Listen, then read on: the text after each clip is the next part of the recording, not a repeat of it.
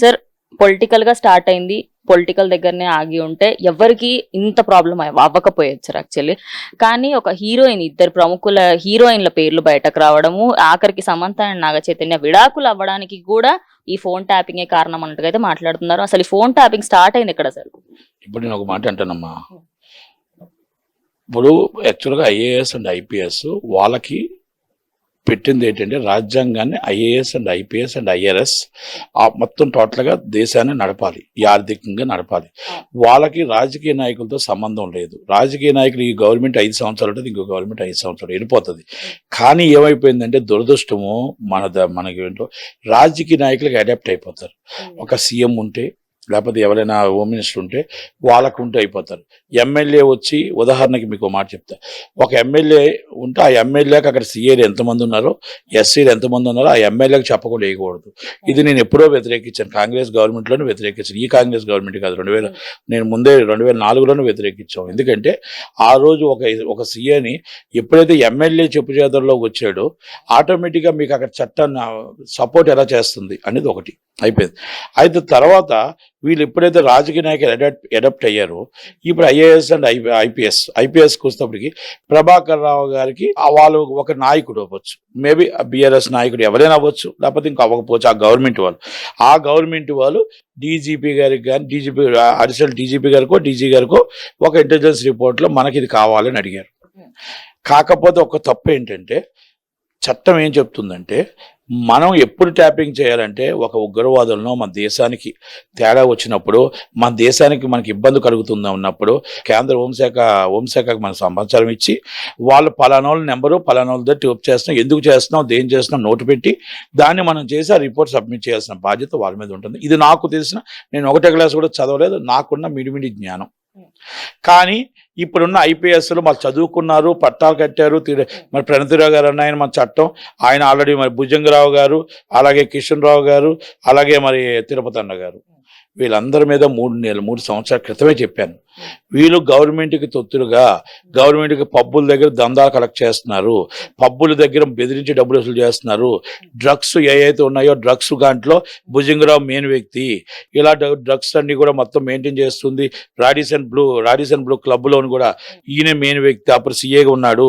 కనుక ఈయన మీద ఎంక్వైరీ చేయండి అని చెప్పాం. గవర్నమెంటే ఆల్దున్నప్పుడు ఎవరు చేస్తారు? ఇప్పుడు అసలైన విషయం అర్థమైంది. ఇప్పటికైనా నేను ఒకటే చెప్తున్నా, అది కేటీఆర్ గారు చేయించారా, ఎవరు చేయించారా ఇంకొకటి అనేది నేను దాని జోలికి వెళ్ళట్లేదు. సినిమా ఇప్పుడు వాళ్ళకి ఒక ఛాన్స్ ఇచ్చి పలానా రేవంత్ రెడ్డి గారిది మనం ట్యాప్ చేస్తే బాగుంటుందని గవర్నమెంట్కి అవసరం. వాళ్ళు ఏం చెప్పారు, ఇంకొకరు ఏం చేశారు, మొత్తం టోటల్గా అసలు ఈ పబ్బుల్లో ఏం జరుగుతుంది, ఇక్కడ ఏం జరుగుతుంది, ఈ రియల్ ఎస్టేట్లో ఏం జరుగుతుంది, ఎక్కడ ఏం జరుగుతుంది, అవి కూడా మనం పెట్టుకుంటే మనకు కొంత డబ్బు వస్తుంది, గవర్నమెంట్కి కొంత డబ్బు ఇస్తాము, పార్టీకి కొంత డబ్బు ఇస్తాము.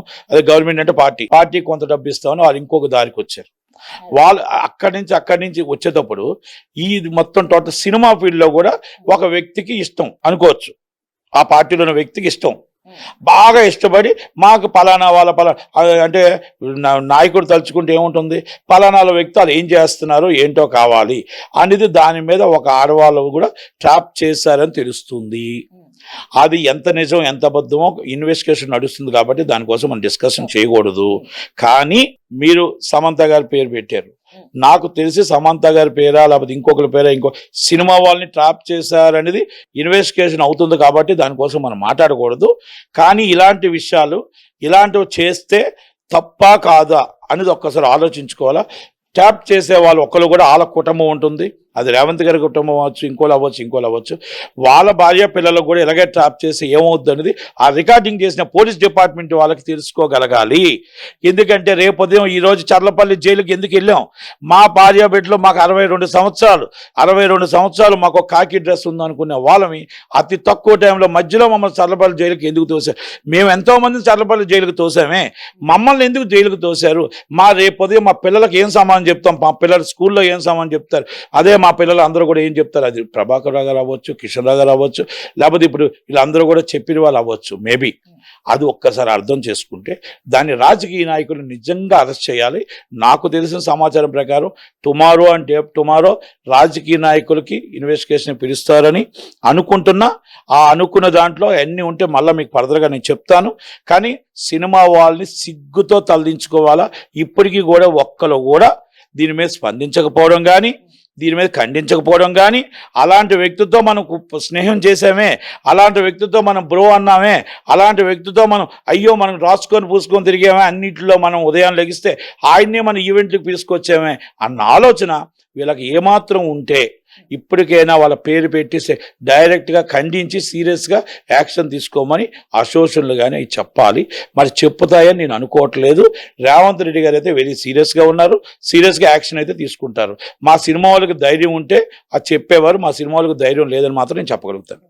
సార్ ఇప్పుడు అంటే పొలిటికల్ పరంగా ఎన్ని జరిగినా కూడా జనాల్లోకి అది వెళ్ళినా కూడా కొంతమందికి అర్థమవుతుంది, కొంతమందికి ఎప్పుడు జరిగేవి రచ్చనే కదా అన్నట్టుగా తీసుకుంటారు. కానీ అఫీషియల్ గా ఇప్పుడు ఎప్పుడు కూడా సినీ నటుల పేర్లు బయటకు వస్తాయి, అఫీషియల్ గా అందరూ బయట తెలుసుకుంటారు. తెలుసుకున్న తర్వాత మీటింగ్లు పెట్టి అన్ని చేసిన తర్వాత క్లీన్ షీట్ ఇచ్చేయడం, ఇది ప్రతిసారి జరిగే విషయమే. ఇప్పుడు సమంతకి తన విడాకుల విషయంలో మెయిన్ గా హైలైట్ చేస్తున్నారు. అలాగే రకుల్ ప్రీత్ సింగ్ కి ఛాన్సెస్ లేవు కాబట్టి ఇలా చేస్తే ఆమె హైలైట్ అవుతున్నట్టుగా అంటున్నారు. దాని మీద ఏమంటారు? ఒక్క మాట అంటానమ్మా, క్లీన్ చీట్ అంటే బ్లాక్ మెయిలింగ్ అని అర్థం. మీరు రెండో విషయాలు నేను చెప్తా. క్లీన్ చీట్ అంటే బ్లాక్ మెయిలింగ్ అని అర్థం. మీకు ఒక్కసారి పిలిచారు, ఎక్కిచ్చారు, మీ సోషల్ మీడియా అందరినీ మమ్మల్ని కోడే కోసి అడ్డమా తిట్లు తిట్టి మొత్తం టోటల్గా ఇదిగో అయిపోయింది ఇదంట అదంట, ఇంటికి తీశారు, ఇంటికి నుంచి మొత్తం టోటల్గా ఇది వచ్చింది, ఇన్ని గ్రాములు ఉందంటే అన్ని గ్రాములు ఉందంటే అన్ని మీరు మొత్తం మా పరువు అంతా తీసేసి మీరు మొత్తం క్లీన్ చీట్ అని ఇస్తే ఈజ్ అ బ్లాక్ మెయిలింగా కాదా? మా వాళ్ళు కూడా అప్పటికి డిఫర్మేషన్ వేయకపోవడం అనేది వీళ్ళది తప్పు ఉందా కాదా? అంటే డిఫర్మేషన్ వేశారు అంటే ఆ క్లీన్ చీటు తప్పే, వీళ్ళది తప్పే. ఎక్కడో వీళ్ళు తప్పు చేశారు, రాజీ పడ్డారు, ఆ రాజీలో ఎక్కడో ఏదో జరిగింది.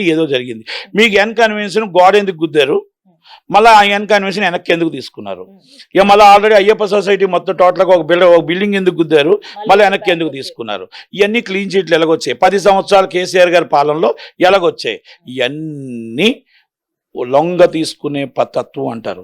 అంటే మీకు భాష అర్థమై ఉంటుంది. ఆడపిల్లల మీద నేను మాట్లాడకూడదు కాబట్టి ఈ విధంగా నేను మాట్లాడాను అనేది మీకు భాష అర్థమై ఉంటుంది. ఆ భాష సినిమా వాళ్ళు కూడా అర్థం చేసుకుంటారు అనుకుంటున్నాను. ఇప్పటికైనా వాళ్ళకు ఆలోచన ఉంటే, బుర్ర ఉంటే ఇప్పటికీ దీన్ని ఖండించి మన వెనకాల రాసుకొని పూసుకొని తిరిగి మా పబ్బుల్లో పార్టీలు పెట్టి మీరు ఈ ఫంక్షన్ రావాలి అనేది తగ్గించుకొని మన సినిమా ఫీల్డ్, సినిమా వాళ్ళకి రాజకీయ నాయకులకు సంబంధం లేదు. మనల్ని మనం గొప్ప వాళ్ళము, రాజకీయ నాయకుల కంటే గొప్ప వాళ్ళము. మన ఆడపిల్ల మనకు 100% మనం చాలా గౌరవిస్తాము. సినిమాలో డ్యాన్స్ చేసినంత మాత్రాన, సినిమాలో పాట పాడినంత మాత్రం నిజ జీవితంలో అది కాదు. ఎస్, మేము అందరిలాగా మేము కష్టపడుతున్నాము, అందరిలాగా మేము కూడా ఎంటర్టైన్మెంట్ చేస్తున్నాము, అందరిలాగే మేము కోట్లాది మంది అభిమానులు దోచుకుంటున్నాము. రాజకీయ నాయకులకు ఇది చులకన కావచ్చు. మేము ఇది మాకున్న గౌరవానికి, మా సినిమా ఫీల్డ్కి ఉన్న గౌరవానికి మీరు ఈ విధంగా మాకు పేర్లు పెట్టకూడదని ఖండించాలని నేను అనుకుంటున్నా. అలాగంటారో ఖండించకుండా ఊరుకుంటారో నాకైతే తెలియదు. కానీ ఖండించే ధైర్యం ఉన్న వాళ్ళు ఇప్పుడు ఛాంబర్లో, కౌన్సిల్లో వాటిలో ఉన్నారని నేను అనుకోను. భయంతోనే వాళ్ళు ఉన్నారు. ఏ గవర్నమెంట్ ఉంటే ఆ గవర్నమెంట్తో ఉన్నారు. కాబట్టి కనుక నేను ఈ సినిమా ఫీల్డ్ నుంచి ఒక్కటి మాత్రం చెప్తున్నా, ఆడపిల్ల జోలికి ఎవరు వచ్చినా, ఇలాంటివి కానీ ఏవైనా చేసినా ఒక సినిమా ఫీల్డ్లో సీనియర్ వ్యక్తిగా తాట తీస్తా. అదైతే నేను చెప్తున్నా, తాట తీస్తా. ఇదైతే చెప్తున్నా, ఓపెనింగ్ వార్నింగ్ ఇస్తున్నా. సినిమా పోలీసు వాళ్ళు అవ్వచ్చు, ఇంకోళ్ళు అవ్వచ్చు, మేబీ ఎవరైనా అవ్వచ్చు, మీకు మళ్ళా పట్టుకొని అనుమానాస్పదాన్ని పట్టుకొని తీసుకొచ్చి మళ్ళా ఇబ్బంది పెట్టారంటే ఆడపిల్లల్ని 100% నేనే రోడ్డు మీదకి వస్తా. వీళ్ళందరికీ చేత కాకపోవచ్చు, ధైర్యం లేకపోవచ్చు, భయంతో ఉండొచ్చు. 100% ఆ ఆడపిల్లకి నేనే అండగా ఉంటా, నేనే నించుంటా, ఫస్ట్ వచ్చిన వ్యక్తిని నేనే ఉంటానని మాత్రం మీకు చెప్పగలుగుతున్నాను. సార్ ఇప్పుడు ఫోన్ ట్యాపింగ్ విషయానికి వస్తే అసలు అది యూజ్ చేయాల్సింది గుడ్ వేలో చెయ్యాలి అంటారు అసలు ఫోన్ ట్యాపింగ్. కానీ ఫోన్ ట్యాపింగ్ ఎప్పుడైతే మనకి తెలియకుండా ఒక గొప్ప వ్యక్తి పైన కానీ, ఏదైనా సినీ నటుల పైన కానీ చెయ్యాలి అంటే రైట్ టు ప్రైవసీ యాక్ట్ కింద మనం కేసు ఫైల్ చేయొచ్చు అంటారు. మరి ఇప్పుడు ఎందుకు సైలెంట్ గా ఉన్నారు అనుకోవచ్చు? అఫీషియల్గా ఏది బయటకు రాలేదు. అఫీషియల్గా ఏదైనా బయటకు వస్తే, అఫీషియల్గా ఏదైనా మొదలు వీక్నెస్లు దొరికితే దాని మీద కేసు ఫైల్ చేయాలి. కేసు ఫైల్ చేసి పోలీస్ స్టేషన్లో అమ్మ తిరుగుతారమ్మా. ఒకటి ఇప్పుడు డీజీ ప్రభాకర్ గారు ఏదో టీవీలో చూశాను, మనం పోలీసులు మనం పోలీసులు మన మీద మనం చేసుకుంటామా?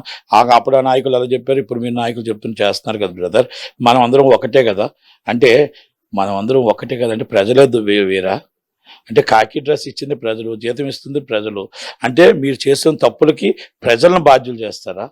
మీరు థర్డ్ డిగ్రీ ప్రజల మీద ఉపయోగిస్తారు, తనడం ప్రజల మీద ఉపయోగిస్తారు అంటే, మీకు డ్రెస్ ఇచ్చిన పాపానికి మీరు దేశాన్ని రక్షించండి, రాష్ట్రాన్ని రక్షించండి, లాండాడును కాపాడండి అంటే, మీరు మా మీదే దౌర్జన్యం చేసి మా మీదే మీరు ఇలా చేయడం అనేది ఎంత కరెక్ట్? ఇంత నెలగా ఇలాంటి తప్పుడు పనులు మనం తప్పు చేసే వారికి న్యాయానికి మనం బద్దులమై ఉండాలి. కానీ ఎప్పటికైనా న్యాయస్థానానికి మనం సమాధానం చెప్పుకోవాలని మాత్రం మీరు గుర్తుపెట్టుకోవాలా. సుప్రీంకోర్టు దీని మీద చాలా సీరియస్గా తీసుకొని సుమోటోగా తీసుకొని కంపల్సరీ వీరి మీద చాలా కఠిన శిక్ష తీసుకుంటుంది. ఎందుకంటే ఇది చాలా చాలా చాలా చాలా డేంజర్. ఇలాంటి విషయాలు జరిగితే కుటుంబాలు విడిపోతాయి, కుటుంబాలు ప్రాబ్లమ్స్ వస్తాయి. కనుక ఇలాంటి రాజకీయాలే కాదు, ఇలాంటి రాకూడదు. కాబట్టి 100% సుప్రీంకోర్టు సుమోటోగా తీసుకుంటుందని నేను అనుకుంటున్నా. వీళ్ళకి శిక్ష ఇలాగ కాదు, ఒక టాడా అంటే వీళ్ళకి శాశ్వతంగా వీళ్ళకి ఎక్కడా కూడా దేశంలో వీళ్ళు జాబుకు కాదు దేనికి వీళ్ళు కానీ వీళ్ళ పిల్లలు కానీ ప్రూవ్ అయితే వీళ్ళు కానీ వీళ్ళ పిల్లలు కానీ వీళ్ళ ఫ్యామిలీ కానీ బహిష్కరించేటట్టు ఉండాలి ఇలాంటి వాళ్ళని. అంటే రేపు ఇంకొకరు చేస్తే తప్పు అన్న మాట రావాలి. అది కానీ మనం చట్టం నిజంగా పార్లమెంట్లో అమెండ్మెంట్ చేసో ఇంకోటో మనం చేయగలిగితే అప్పుడు మనం నిజంగా 100% మన కుటుంబాలకు మనం హామీ ఇచ్చి అభయం ఇచ్చినట్టు అవుతుంది.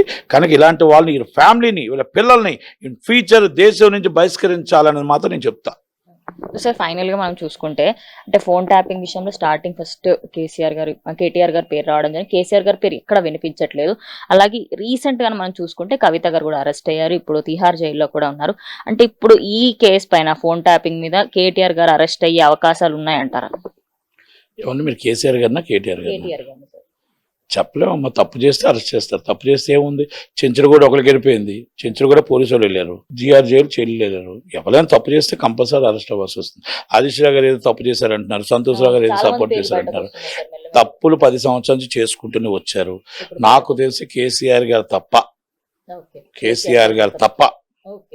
అందరూ చేసుకుని వచ్చారని అనుకుంటున్నాను నేను. అంటే కేసీఆర్ గారు ఎందుకు చేయలేదని అనుకుంటున్నారు మీరు? ఆయన చేయరు. ఆయనతో ఉన్న అనుబంధంకి ఆయన అలాంటివి అవసరం లేదు. అలాంటివి ఆయనకి ఇప్పుడు 30 సంవత్సరాల నుంచి ఆయన చేయాలంటే రాజకీయాల్లో ఎప్పటి నుంచో ఉన్నాడు. రాజకీయాల్లో కోట్లు సంపాదించారు ఆయనతో పాటు ఉన్నారు, ఆయన సంపాదించలేదు. ఆ రోజు నందినగర్ హౌస్ ఒకటే ఉండే. ఓకే, ఇప్పుడు పిల్లలు ఏం చేశారు, పిల్లలు ఏం సంపాదించారని నేను అడగట్లేదు, దాని జోలికి అడగట్లేదు. ఆయన కోసం మాత్రం నేను 100% చెప్పగలుగుతాను. ఆయన వరకు నాకున్న అనుబంధంతో. ఆయన ఒక్కడి దాకానే, నేను పార్టీకి మళ్ళీ చెప్పట్లేదు, ఆయన ఒక్కడి దాకానే. Thank you sir, thank you so much.